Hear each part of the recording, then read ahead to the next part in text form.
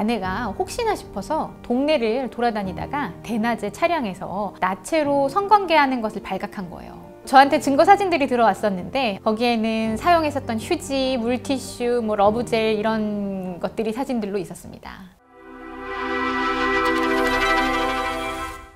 안녕하세요. 법무법인 신세계 강원구 변호사입니다. 오늘은 이혼 전문 변호사인 제가 살펴보아도 너무나 충격적인 이야기를 가져왔습니다.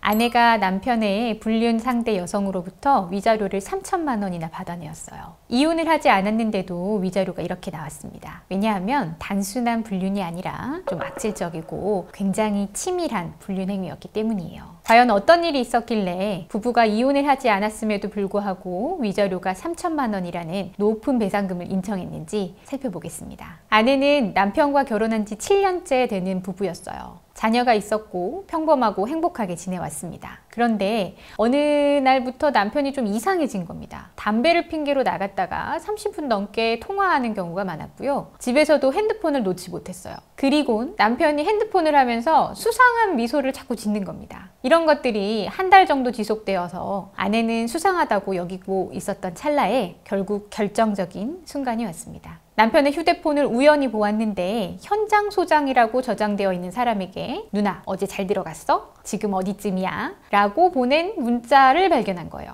현장 소장이 물론 여자일 수도 있지만 누나라고 하진 않잖아요. 아내가 그 즉시 남편을 추궁했어요. 남편은 모든 것을 실토했고 건설 현장에서 같이 일하는 여성 동료이자 여성도 결혼을 한 사람이다. 다시는 만나지 않겠다. 이렇게 사과를 받아냈습니다. 그리고 그 자리에서 아내는 해당 여성에게 직접 전화를 걸었습니다. 여성도 정말 죄송하다. 자기도 같은 엄마인데 정말 면목이 없다. 죄송합니다. 다시는 만나지 않겠습니다. 이렇게 약속을 했습니다. 하지만 이 약속은 하루 만에 배신을 당합니다. 바로 남편과 여성이 자신들만의 아지트를 몰래 만들어서 만남을 지속한 건데요. 첫 번째 아지트는 바로 여성의 세컨카였습니다. 아내가 혹시나 싶어서 동네를 돌아다니다가 대낮에 차량에서 나체로 성관계하는 것을 발각한 거예요. 저한테 증거 사진들이 들어왔었는데 거기에는 사용했었던 휴지, 물티슈, 러브젤 이런 것들이 사진들로 있었습니다. 그리고 그 자리에서 다시 한번 제대로 된 사과를 받고 다시는 만나지 않겠다 또다시 약속을 받았습니다.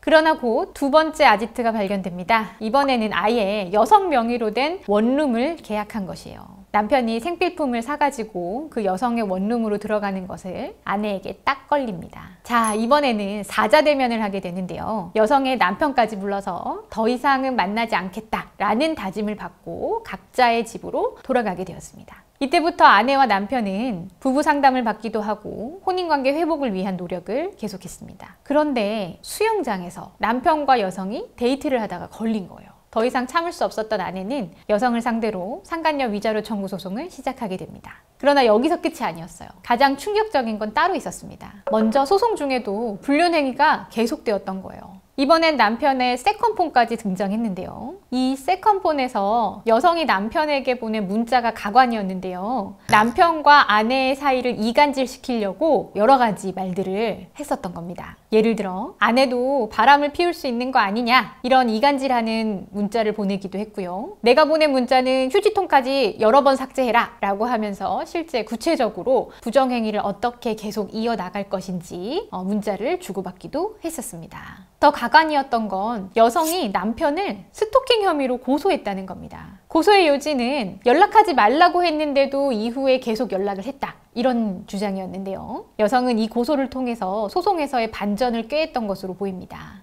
이 같은 고소가 이루어지기 직전에 여성이 남편에게 문자를 보냈는데 고소를 하지 않으면 본인의 남편에게 이 상간행위가 발각될 것이 두렵다. 불륜행위가 발각될 것이 두려워서 어쩔 수 없이 고소하는 거야 라고 문자를 보낸 다음에 스토킹 혐의로 남편을 고소한 겁니다. 그러나 이후에도 부정행위는 계속되었어요. 세컨폰으로 무려 270번이나 통화와 문자를 주고받으면서 부정행위를 계속했던 거죠. 사실 스토킹 혐의로 고소한 것은 어떻게 보면 짜고 친 거라고 볼 수 있어요. 이쯤 되면 법원이 분노해야 정상입니다. 그리고 실제로 분노했습니다. 보통 부정행위로 인한 위자료는 500만 원에서 2천만 원 정도 인정되는 것이 일반적입니다. 특히 이혼을 하지 않은 경우에는 위자료 금액이 이혼을 한 경우보다 더 적은 것이 일반적인데요. 이 사건에서는 위자료 3천만 원과 지연 손해금을 배상하라는 이례적으로 높은 금액이 나왔습니다. 왜 그랬을까요? 가장 큰 이유는 바로 수차례 거짓된 사과를 한 거예요. 그리고 원고를 기만한 채 소송 중에까지도 불륜행위를 계속하였다는 것. 이것이 문제였습니다.